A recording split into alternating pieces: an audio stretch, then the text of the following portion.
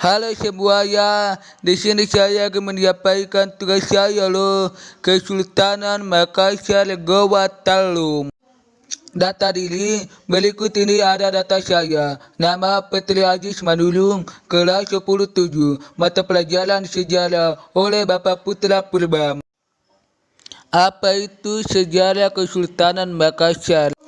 Kesultanan Makassar yang juga dikenal sebagai Kerajaan Gorontalo merupakan salah satu kerajaan besar di Indonesia yang berpusat di wilayah Sulawesi Selatan. Kerajaan ini memiliki sejarah yang panjang dan kaya, memainkan peran penting dalam penyebaran Islam dan perdagangan di Nusantara.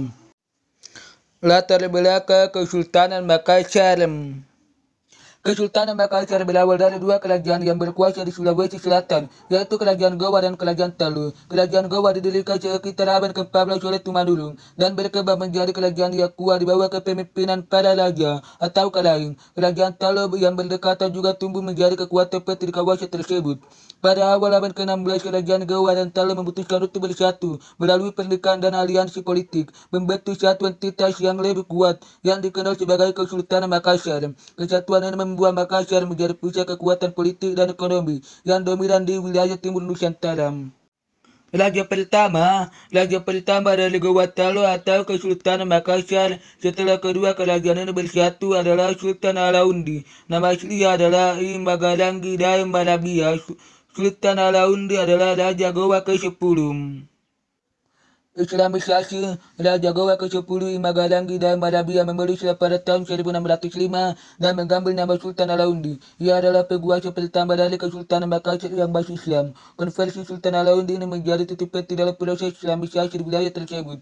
Pada saat yang sama, Kadaeng Mato Ayah penguasa Talu juga memeluk Islam dan mengambil nama Sultan Abdullah Awalul Islam. Kedua penguasa ini bekerja sama untuk memperkuat pengaruh Islam di seluruh wilayah kekuasaannya. Ini menandai awal dari proses Islamisasi Kesultanan Makassar. Islam dengan cepat menyebar di kalangan masyarakat dan bangsawan, memperkuat hubungan Makassar dengan kerajaan-kerajaan Islam lainnya di Nusantara.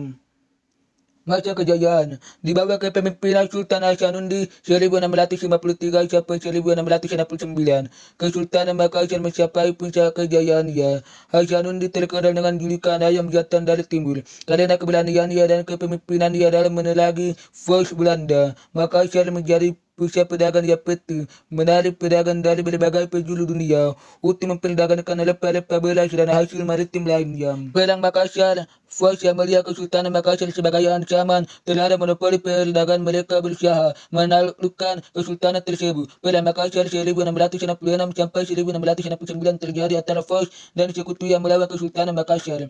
Meskipun awalnya bertahan dan gigih, Kesultanan akhirnya kalah dan harus menandatangani perjanjian Bugaya pada tahun 1667 yang sangat membatasi kekuasaannya dan membutuhkan Force.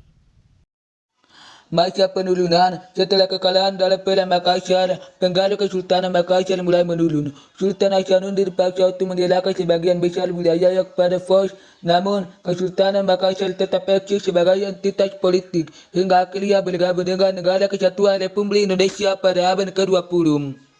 Kehidupan politik. Penyebaran Islam di Sulawesi Selatan dilakukan oleh Datuk Banda atau Datuk Banda dari Sumatera, sehingga pada abad 17 agama Islam berkembang pesat di Sulawesi Selatan.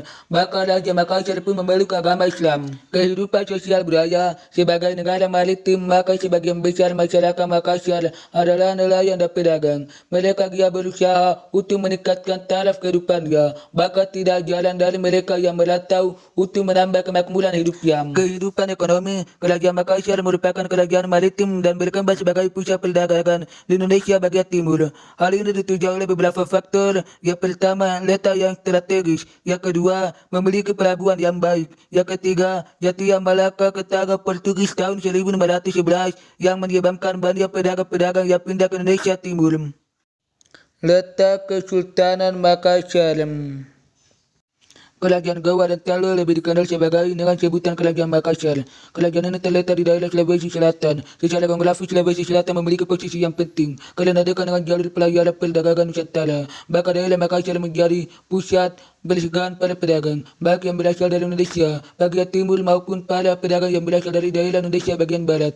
Dengan letak seperti yang mengakibatkan Kerajaan Makassar berkembang menjadi kerajaan besar dan berkuasa atas jalur perdagangan Nusantara. warisan dan pengaruh. Hingga saat ini warisan Kesultanan Makassar masih terlihat dalam budaya, adat istiadat, dan situs-situs sejarah di Sulawesi Selatan. Bahasa Makassar dan Bugis, seni tari musik tradisional, serta arsitektur bangunan-bangunan bersejarah adalah bagian dari warisan yang masih dijaga oleh masyarakat setempat. Kesultanan Makassar memainkan peran penting dalam sejarah Indonesia sebagai pesa perdagangan dan penyebaran Islam di wilayah Timur Nusantara. Sultan Hasanuddin tetap dikenal sebagai simbol perlawanan dan keberanian dalam melawan penjajah, menjadi pahlawan nasional yang dihormati hingga hari ini. Terima kasih.